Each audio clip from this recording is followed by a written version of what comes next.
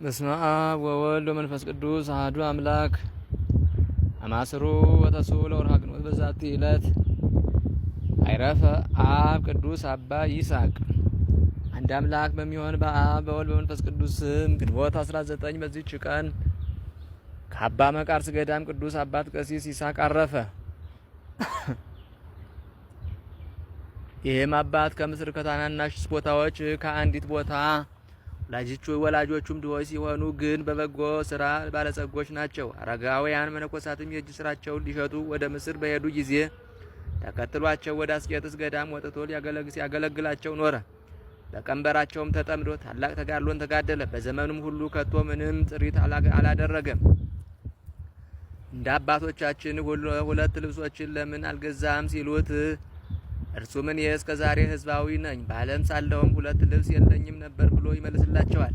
ሁለተኛም አባቶቻችንም እኮ ሰሌንና ማቅ ይለብሳሉ፣ ለእኛም አንድ ልብስ ይገባናል፣ ይህ አይበቃንምን አላቸው። ሁልጊዜም የሚያለቅስ ሆነ። ለምን ታለቅሳለህ ብለው በጠየቁት ጊዜ ወላጆቼ ሙተውብኝ ድሀ አደግ አድርገውኛልና ይላቸዋል።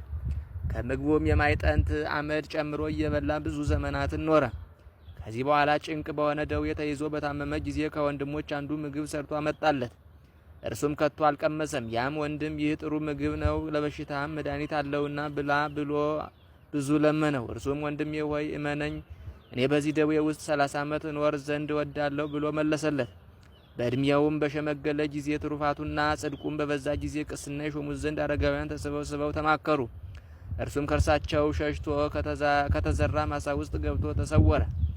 እርሱንም እየፈለጉ ዞሩ፣ አላገኙትም። ያችንም ማሳ አልፈው ከዳር ተቀመጡ። ጥቂት ሊያርፉ ከእርሳቸውም ጋር አህያ ነበረ። ወደ ማሳውም ሩጦ ገብቶ ይህ አባት በተሸሸገበት ቦታ ቆመ። አህያውን ሊያስወጡን በገቡ ጊዜ ያንን አባት አገኙት። ደግሞም እንዳይሸሽ ሊያስሩት ፈለጉ። አሁንስ አውቄዋለሁ እግዚአብሔር ፈቃድ እንደሆነ አላቸው። ከዚያም አብሯቸው ሂዶ ቅስና ሾሙት። ከዚህ በኋላ ተጋድሎንና ለአረጋውያን መታዘዙን ጨመረ። ወጣቶችንም በጎ ስራ ያስተምራቸዋል። ሰምታችሁ የምትታዘዙ ሁኑ፣ ከትሩፋት ሁሉ ይህ ይበልጣልና ይላቸዋል። የሚያርፍበትም ጊዜ ሲደርስ ከእርሱ በኋላ የሚሰሩትን እንዲያስተምራቸው በዚያ ገዳም ያሉ ጎልማሶች በጠየቁት ጊዜ እንዲህ አላቸው። በገዳም ውስጥ ጸንታችሁ እንድትኖሩ እኔ ስሰራ ስታዩኝ እንደነበር እናንተም እንዲሁ በፈቃዳችሁ ስሩ። እኛ አባቶቻችን ባረፉ ጊዜ አዝነን አልቅሰን ነበር። እንደሚሰሩትም በሰራን ጊዜ ከእነርሱ በኋላ ተጽናንተን በገዳም የምንኖር ሆንን። ይህንንም እያለ በፍቅር በሰላም አረፈ። የሕይወት አክሊልም አገኘ። እግዚአብሔር ምስጋና ይሁን። እኛንም በጻድቁ ጸሎት ይማረን፣ በረከቱም ከእኛ ጋር ትኑር ለዘላለሙ አሜን። ሰላም ለይስሐቅ ከመይሲምው ቀሲሰ ዘአመረ አድግ መንገለተ ግህሰ ዝንቱ ጻድቅ መአመ መንኮሰ ይገብረ ለስጋሁ ክሌተ አልባሰ ወሐመደ ማይጠንት ይሴሰይ በህብስት ህውሰ። በዚችም ቀን ኃይለኛ ተጋዳይ ቅዱስ ኤስድሮስ በሰማዕትነት አረፈ። ይህም ቅዱስ ከእስክንድርያ ሀገር ከከበሩ ከቤተ መንግስት ወገኖች ውስጥ ነው። አባቱም በብዙ ሰራዊት ላይ የተሾመ መኮንን ነው። ስሙም በደላኦን ነው። የእናቱም ስም ሶፊያ ነው። ሁለቱም ከክርስቲያን ወገን ናቸው። ይህንንም ቅዱስ በወለዱት ጊዜ ኤስድሮስ ብለው ሰየሙት። ከብዙ ወራት በኋላም ከሃዲ ንጉሥ ዲዮቅልጥያኖስ የሚያደርገውን የኃጢአትና የበደልን ብዛት ባየ ጊዜ እርሱ ከመንግስት ታላላቆች ውስጥ ስለሆነ ምስፍናውን ትቶ ከሚስቱና ከልጆቹ ጋር ገለል አለ። ስለ ክብር ባለቤት ጌታችን ኢየሱስ ክርስቶስ ስም መጻተኞች በመሆን ከዚህ አላዊ ንጉሥ ፊት ሸሽተው ሳሙኤል ከሚባል ሰው ዘንድ ተሰባስበው በገዳም ተቀመጡ። ከዚህ በኋላ ለጣዖታት እንዳይሰግዱ ከንጉሱ ሸሽተው ስለተሰወሩ ከሃዲያን መጥተው በንጉሱ ዘንድ ነገር ሰሩባቸው። ወዲያውኑ 500 ጭፍራ ልኮ ከፊቱ አስቀረባቸው። ከእርሱ ዘንድ በመገላላቸውም ንጉሥ በጠየቃቸው። እነርሱም እንዲህ አሉት፣ የክብር ባለቤት ክርስቶስን በተውካው ጊዜ ተውን፣ ታላቅ ስንፍና አድርገህ ስተሃልና። በሰማ ጊዜም ተቆጥቶ የበደላኦንን አንገት ይቆርጡ ዘንድ አዘዘ። የሰማዕትነት አክሊልንም አገኘ። ቅዱስ ኤስድሮስን ግን ይመክር እንደሆነ ብሎ አሰረው። ያን ጊዜም 12 ዓመቱ ነበር። ከጥቂት ቀን በኋላም በአንገቱ የብረት ዛንጅርና ገመድ አስገብተው ከንጉሱ ፊት አቀረቡት። ንጉሱም አልፈራህምን? ልብህስ ለመመለስ አልመከረምን ብሎ ጠየቀው። እርሱም እኔ የቀናች ሃይማኖቴን ትቼ ወደ ስህተት አልመለስም አለው። ያን ጊዜም አራቁተው ከምሰሶ ላይ ሰቅለው ደሙ እንደ ውሃ እስኪወርድ እንዲጨምሩት ንጉሥ አዘዘ። እናቱ ሶፊያም ከደሙ ወስዳ በንጉሡ ፊት ላይ ረጨች፣ እንዲህም አለችው፣ ከሰው ሁሉ አንተ የተረገምክ ነህ። እንዲሁ እህቱ አፎሚያም ድንጋዮችን አንስታ ንጉሡና መኳንንቶችን ወረወረችባቸው። ንጉሡም ተቆጣና ከወገባቸው መካከል እንዲቆርጧቸው አዘዘ። ቆርጠዋቸው ምስክርነታቸው ፈጸሙ፣ አክሊልንም አገኙ። ቅዱስ ኤስድሮስም ተሰቅሎ ሳለ በእናቱና በእህቱ ላይ የሆነውን ይመለከት ነበር። በወገቡም ላይ የእሳት ፍም ደፉበት። ደግሞም ሆዱን ሰንጥቀው አንጀቱን አወጡ፣ በተራራ ላይም ጣሉት። የሰማይ ወፎችና የዱር አራዊትም አልቀረቡትም። መድኃኒታችንም ከሞት አስነስቶ እንደ ቀድሞ ሕያው አደረገው። ከዚያም ሂዶ በንጉሡ ፊት ቆመ። ንጉሡም ከብረት አልጋ ላይ አውጥተው ከበታቹ እሳትን እንዲያነዱ አዘዘ። ሁለተኛም ከብረት ላይ አስተኝተው አንጀቱ እስኪፈስ ድረስ ፈጩት። ከዚህም መድኃኒታችን አስነሳው። ደግሞም ሁለተኛ ከ800 ነፍስ ጋር ሰቀሉት። ያን ጊዜ መድኃኒታችን አድኖ አስነሳው። ንጉሡም አይቶ በበሬ ቅርጽ በተሰራ ብረት ውስጥ አስረው በላዩም ድኝና ዝፍት ጨምረው ከበታቹ እሳት እንዲያነዱ አዘዘ። ከጥቂት ቀን በኋላም ራሱን እንዲቆርጡት አዞ ቆረጡት። ያን ጊዜም ጌታችን ከሞት አስነሳው። እነሆም ሲያስነሳው ሶስተኛው ሆነ። ደግሞም ከዚህ በኋላ እጅግ ከባድ የሆነ ደንጊያ ባንገቱ አስረው ወደ ባህር ጣሉት። ወዲያውኑም የመላእክት አለቃ ቅዱስ ሚካኤል አውጥቶ ከንጉሡ ፊት አደረሰው። ንጉሡም በከተማ መካከል እንዲሰቅሉ ታዘዘ። እንደዚሁም ተሰቅሎ ሞተ። የክብር ባለቤት ጌታችንም አስነሳው። ይህም ሲያስነሳው አራተኛ ጊዜ ሆነ። ከዚህም ለአንበሶች ጣሉት። እግዚአብሔርም ነቢይ ዳንኤል አዳነው። ከዚህ በኋላ በየጥቂቱ ቆራርጠው እንዲከትፉትና ከእንቅብ ሰብስበው ወደ ባህር እንዲጥሉት አዘዘ። አሽከሮቹም እንዲሁ አደረጉ። ያን ጊዜም የክብር ባለቤት ጌታችን ከሚካኤልና ከገብርኤል ጋር መጥቶ በባህሩ ዳር ቆመ። ከዚያም አውጥቶ አስነሳው ያለምንም ጉዳት። ይህም ከሞት ሲያስነሳው አምስተኛ ሆነ። ንጉሡም ባፈረና የሚያደርገውን በተሳነው ጊዜ ከወገኖቹ ጋር ተማክሮ በዚያ ያሰቃዩት ዘንድ እጅና እግሩን አስሮ ወደ ሰሎንቅያ ሀገር ላከው። የሰሎንቅያ ሀገር ገዥም አስቀድሞ ስለሚያውቀው ከቅዱስ ኤስድሮስ ጋር ቸርነትን ርኅራኄን አደረገ። ንጉሡም ሰምቶ ተቆጣ። ያንን መኮንንም እንዲያመጡት አዘዘ። ቅዱስ ኤስድሮስንም ወደ እርሱ መልሶ በእስር ቤት በረሃብና በጽም አኖረው። ቅዱሱም በእስራቱ መጠን ታላላቅ ድንቆች ተአምራትን እያደረገ በሽተኞችን ሁሉ አዳነ። በዚህም ግንቦት 19 ቀን በ6 ሰዓት ከከተማ ውጭ እንዲሰቅሉት ንጉሥ አዘዘ። አየርም መላእክትን ሁሉ ተመላች። የክብር ባለቤት ጌታችን ኢየሱስ ክርስቶስም ብዙዎች ቃል ኪዳኖችን ከእርሱ ጋር አደረገ። ያን ጊዜም ነፍሱን አሳለፈ። በማይጠፋ መንግሥተ ሰማያትም የሰማዕትነት አክሊልን ተቀበለ። በተጋድሎ የኖረባቸውም 12 ዓመቶች ናቸው። ለእግዚአብሔር ምስጋና ይሁን። እኛንም በአማላጅነቱ ይማረን፣ በረከቱም ከእኛ ጋር ትኑር ለዘላለሙ አሜን።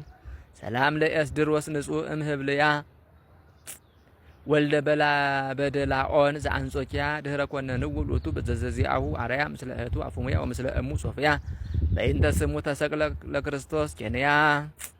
በዚችም ቀን ከቅዱስ ኤስድሮስ ጋር 805,007 ሰዎች በሰማዕትነት ሞቱ። በረከታቸው ከእኛ ጋር በረከታቸው ትደረሰ ለዘላለሙ አሜን። ሰላም እብ 80 አይላፍ 50 አምአተ ወሰባተ ዘዘዚአሆሙ ትራፈ ማህበራነ ኤስድሮስ እሉ ተመስሎሙ አይወፈ ለሐውጾቴ ይምጹ ዘልፈ እንዘይት ጓዱ ምስለ ክንፈ። በዚህችም ዕለት የዓለም ብርሃን የሆነ አባ ዮሴፍ አረፈ። ይህም ቅዱስ ያዩትና የሰሙት እስኪያደንቁ ድረስ በአባቱ ቤት ሳለ የዚህን ዓለም ጥበብ ሁሉ ተማረ። የቤተ ክርስቲያንን መጻሕፍት ተረጎመ። ከዚህ በኋላ ዲቁና ሾሙት። የነፍሱንም ድህነት እግዚአብሔር በወደደ ጊዜ ብርሃናዊ መልአኩን ሚካኤል ላከለትና ዮሴፍ ሆይ ይህን ኃላፊውን ዓለም ትወዳለህን? አስጸያፊ አይደለምን? በውስጡ ያለው ሁሉ አለው። ከዚያችም ጊዜ ጀምሮ እርሱ የመረጠውን መንገድ ይመራው ዘንድ እግዚአብሔርን እየለመነ ጾም ጸሎትን ጀመረ። ከወለቃ አውራጃም ስሙ አባ ዘካርያስ የሚባል ነበረ። እርሱም ለዮሴፍ ዘመዱ የሆነ በጭልታም ዮሴፍን ወስዶ የምንኩስና ልብስን አለበሰው። ወደ ትግራይ ምድርም ወሰደውና በዚያ ተግባረ እድ ለምንኩስና ስራ የሚገባ ጽሕፈትን ስፌትን ሁሉ ተማረ።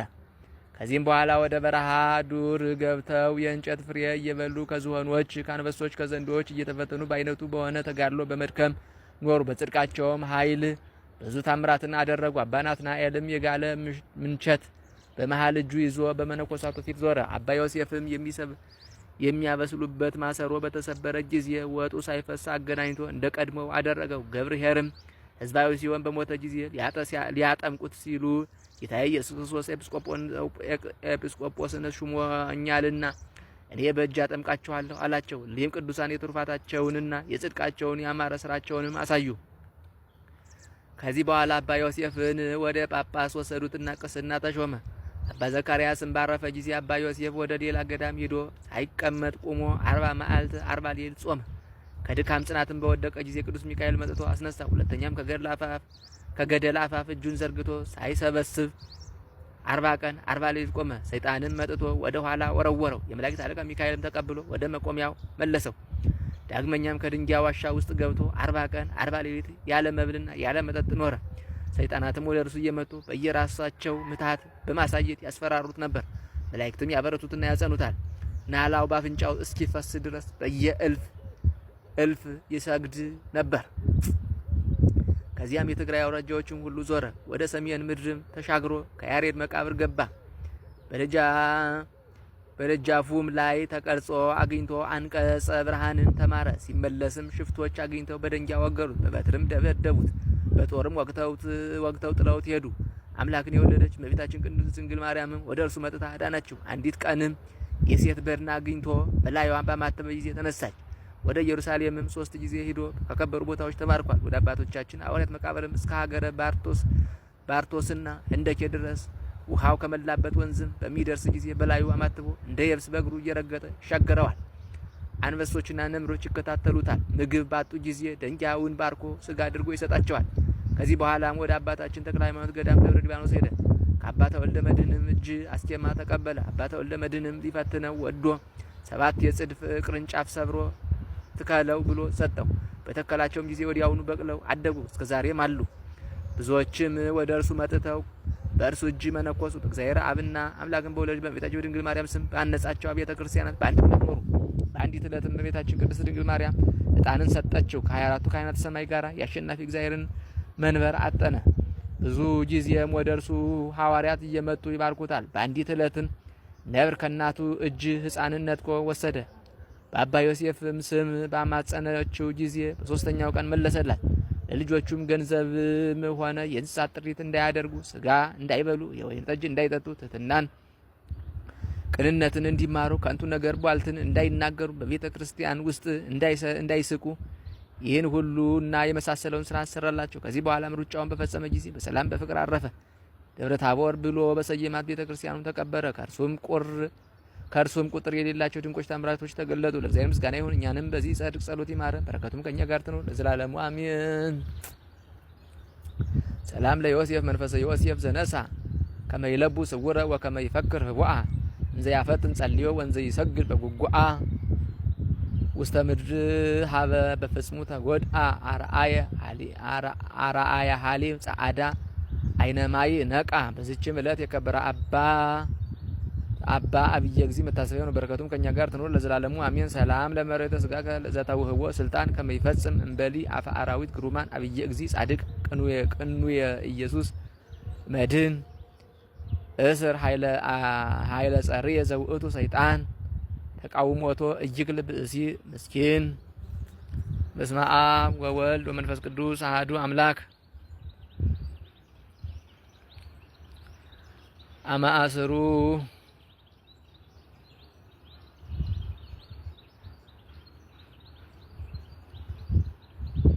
በስመ አብ ወወልድ ወመንፈስ ቅዱስ አሐዱ አምላክ አመስራሁ ለወርሃ ግንቦት በዛቲ ዕለት አይረፈ ቅዱስ ወጻድቅ ሀሌብ ንጉሠ ኢትዮጵያ።